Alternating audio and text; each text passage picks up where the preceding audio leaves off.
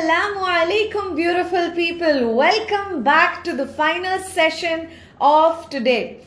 Organized by the Boss Ladies Club. This session, we named it Boss Lady of the Bygone Era, where it is Eid special, of course. Eid-ul-Adha is right around the corner, which is why we organized this event to show to you all the history, the legendary history behind this beautiful festival of ours, Eid-ul-Adha. You know, we got to see a different angle to the story of Eid, where we saw that the wife of Prophet Ibrahim, that is Lady Hajara, what an important role she has played so far. So we saw the story of the backdrop, the story of young Prophet Ibrahim, the challenges that he won, and then we saw how Lady Hajara is surviving in the desert.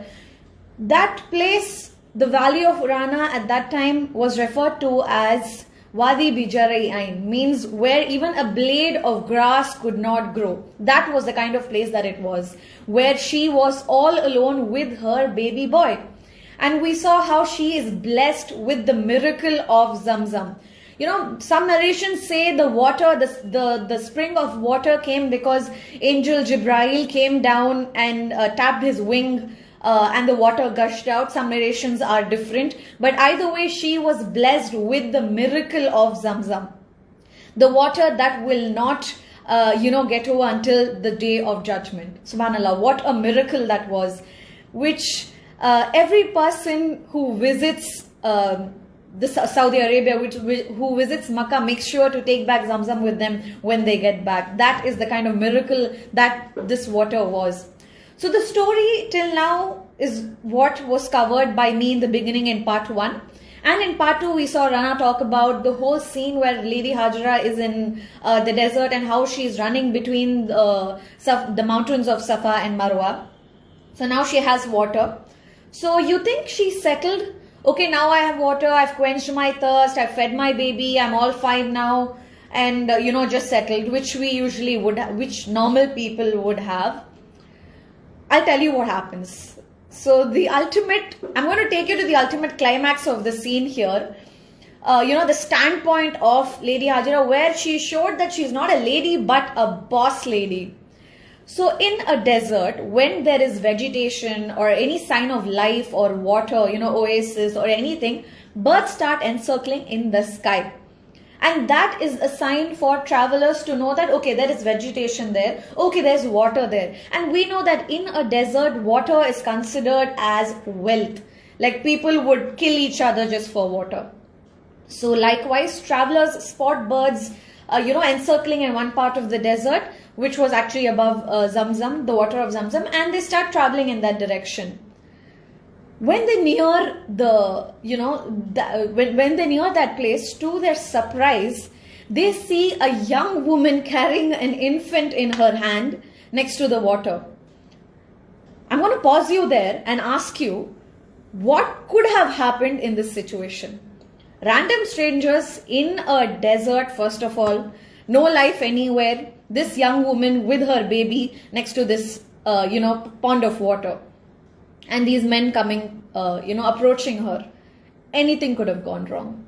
We know the things, unimaginable things that could have gone wrong in that situation. They could have might as well killed her and her baby, right? Do you know how she handled that situation? Oh my God, what a boss lady. So when these men approach her and they ask for water, do you know what she says in return?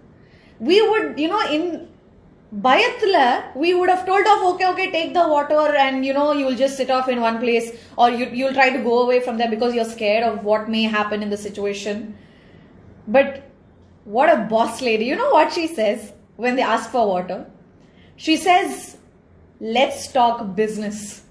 Yeah, they ask for water and she says, let's talk business. If you want, this water was given to me, so I am in charge of it. It is mine. So if you want water, what will you give in return?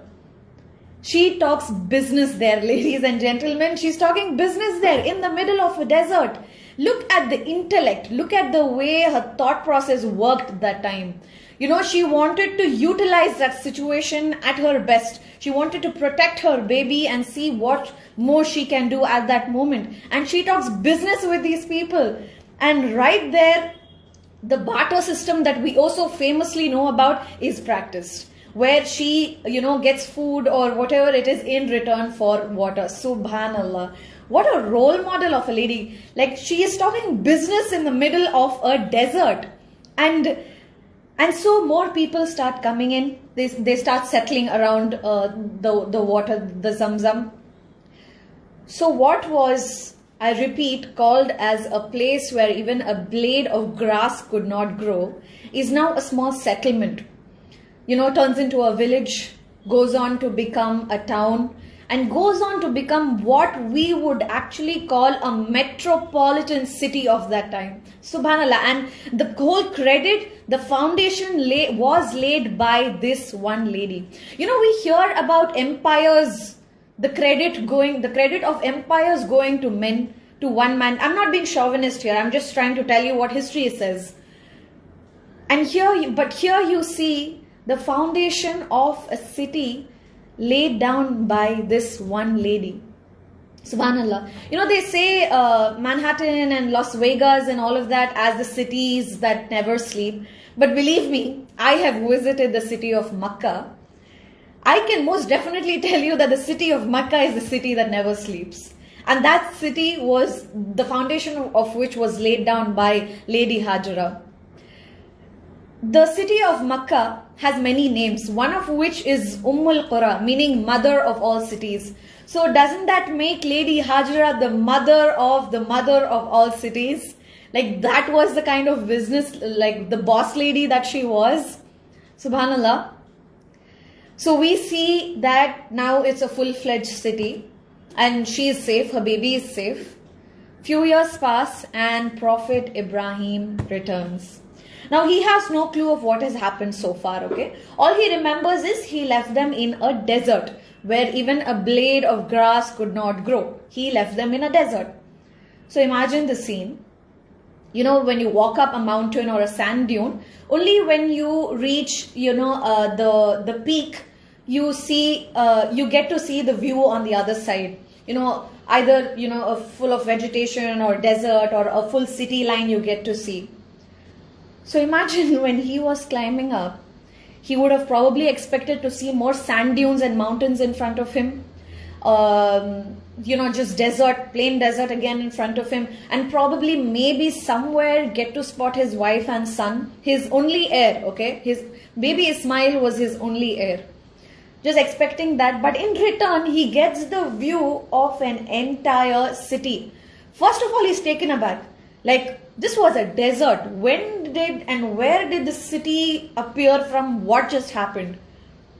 So he's all taken aback. He's walking in the lanes of this, oh my God, what this city is.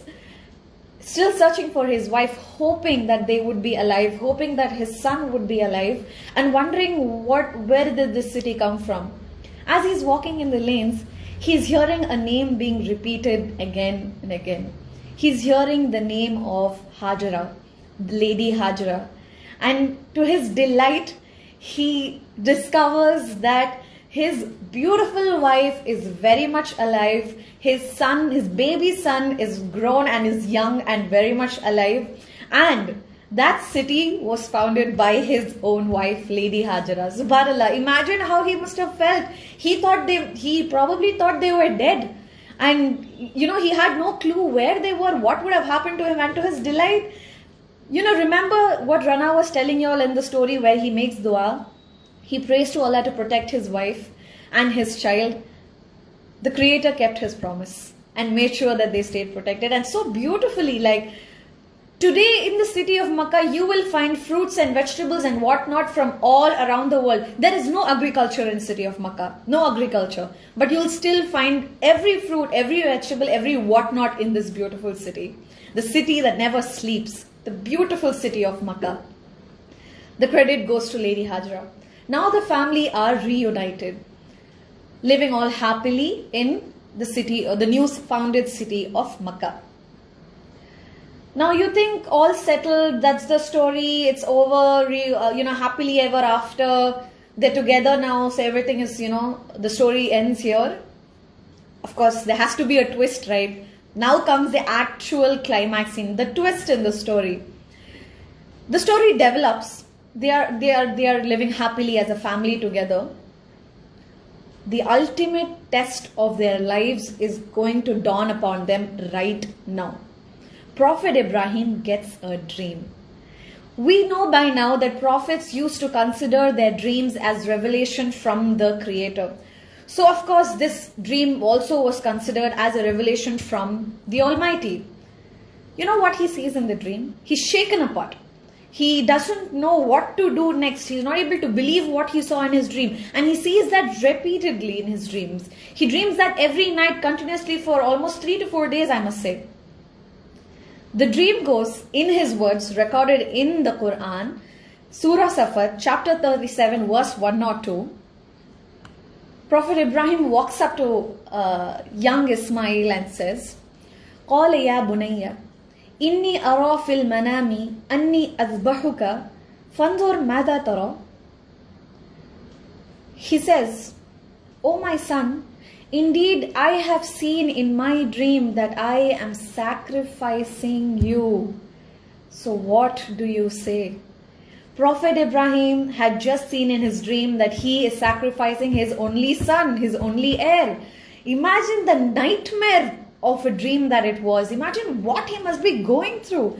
His only heir, and he sees that he's sacrificing him. You know, Lady Hajara, the kind of sacrifices and challenges and whatnot that she went through just to raise baby Ismail. We saw the way she protected him in the desert, right? We saw how she was a young mother. Imagine the state that her body would have been in. But she still ran between mountains 7 times. Of course, without any footwear. And for a person who's visited Safa Marwa, I can tell you, of course, there are marbles over now, but a small portion of mountain is shown to the pilgrims. The mountain is dark, black, filled with rocks and really sharp. Like any person would get so badly hurt, physically hurt. And she ran between those mountains barefoot 7 times. That is the kind of, the way she protected her son. So imagine when this dream happened, how she must have felt. That was her only son and whatnot she went through to protect him and to raise him.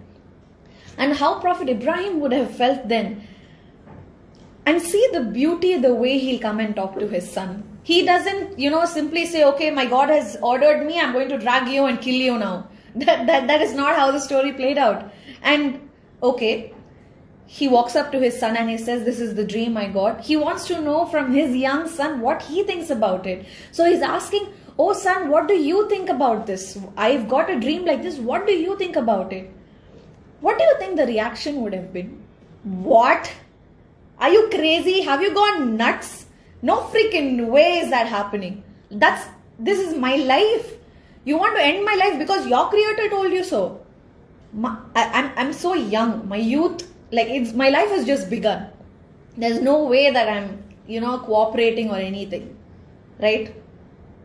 Probably that would have happened. If we were in his place, we would have turned away and run. We would have run. Saving our lives, we would have run. Or do you think he said, okay, let me think about it. I'll think about it and let you know. You know what he said? Same Surah Safat, same verse 102, continuation. His reply, young Ismail's reply to Prophet Ibrahim. قَالَ يَا أَبَتِ افْعَلْ مَا تُؤْمَرْ سَتَجِدُونِي إِنْ شَاءَ اللَّهُ مِنَ الصَّابِرِينَ. He said, O Father, do as you are commanded. You will find me, inshallah, among the patient, among the steadfast. See the wisdom this young boy carried. He did not just say, okay, go ahead. The Arabic term, قَالَ يَا أَبِتِ افْعَلْ, it is the continuation, the way he says it. He doesn't say, okay, let me think about it, okay, maybe. He says, you go ahead. His immediate reply is, you go ahead. Do as you are commanded. He goes on to Subhanallah, he is consoling his father in return here, telling that don't worry, I will cooperate. I will be patient with you. You don't worry about that. You do as your Lord is commanded. Do you think he said that because he did not care about his life? He was in his youth, right? You think he did that because he did not care about his life? Of course he did, but he had complete faith in his Creator. He had complete confidence that his Creator would protect him just the way he protected his father when he was young. When Prophet Ibrahim was young and the whole bonfire incident happened, didn't the Creator protect him there? So he believed in that miracle and his Creator. He believed that when his mother and when he went as an infant was protected in a desert and water was given to them, which was another miracle. So young Ismail grew up watching miracles and hearing the miracles of, of his parents, which the Creator gave to them. So he believed in that Creator. He had complete faith that nothing would happen to him. And as history has recorded, right when the knife was over the neck of young Ismail, a ram was placed there. And that is how the whole, the scene of Bakrid, of sacrifice happened. Because it was just a test from the Almighty to know how far they can go, how much trust they have in their Creator. Subhanallah, like the kind of confidence that he had in the Creator. He was a young boy, and of course that is the confidence that Lady Hajara too had. That is the confidence that Prophet Ibrahim too had. We saw the kind of miracles that happened in their lives. We saw the kind of challenges that this beautiful family fought against, came off, all because they believed in themselves and they believed in their Creator. Subhanallah. Ladies and gentlemen, that is the story behind Eid ul-Adha that we are going to celebrate in few days. So this time, when you are going to be celebrating, remember Prophet Ibrahim, remember young Ismail, and most importantly, remember this boss lady that she was, Lady Hajara. You know, when you walk on the roads, for example, you see these signboards called accident-prone zones. I want to ask you there, let us just think about it. You know, when the engineers and the architects worked together to build these roads and to construct these roads and bridges and all that, did they think that it was going to become an accident-prone zone? Did they keep that in mind and then construct these places? Of course, they made sure of all the safety measures and all of that and then constructed, right? Just because one person or a few people were foolish enough to not take the precautionary measures and drove rashly and happened to meet with an accident there, it is termed as an accident-prone zone. But why should I think that? So does that mean when you go by that place, you are also going to meet with an accident? You give me the grade of the road, you give me the measurements and the angle of the turn. I will decide how I need to drive there. So there is logically and technically there can't be anything called accident-prone zones. It is you who get to decide whether that zone is going to be an accident-prone zone for you or a safe zone for you. And that is beautifully explained in the story of Lady Hajara. For example, when she was left in the desert, that situation called for, not having confidence at all. That situation called for accidents to happen. That situation called for her to lose all hope and just wait for death for herself and her baby. But she took control of that situation. She didn't just take control of that situation, ladies and gentlemen. She did business in the middle of a desert. Satisfaction is the biggest enemy of success. You only think of utilizing what you have to satisfy yourself. But you know, when you think about it, you need to utilize what you have to benefit yourself, not just satisfy yourself. There is a difference between satisfying yourself and actually benefiting yourself. And here Lady Hajara doesn't just utilize her situation to satisfy herself. She utilizes it to benefit herself, her baby and everyone else, so much that we are seeing it till date, the city of Makkah that it is today. And all the beautiful things and her powerfulness, the courage that she had, we get to see that being followed even till date. that every one in 4 human beings is a Muslim. And it is the dream of that every Muslim to visit this city and to perform the pilgrimage of Hajj, which we saw was actually done by this beautiful family and this beautiful lady. Subhanallah. These are the lessons that we get to learn from Lady Hajra. The sacrifice, the challenges, the courage, the vitality and the whatnot that we got to learn, subhanallah. That is Eidul Adha. That is the essence of Eidul Adha. With that, we come to the conclusion of this session. I am so thankful to all of you for joining back every time in these sessions and, seeing how the story panned out right from part 1, part 2 and part 3. Unfortunately, the part 1 session was going to be held by Arshia Moeen, a core team member of the Boss Ladies Club. She could not join us as she was unwell. I request all of you to please pray for her recovery. The second session was handled by another core team member of the Boss Ladies Club, Rana Fatima. And I am Fazila Fatima, another core team member of the Boss Ladies Club. We thank all of you for joining in today, and we hope and pray that you got to take back something from today's session, that you remember what Eidul Adha is all about. You remember this beautiful story and this boss lady of the bygone era during Eid this time.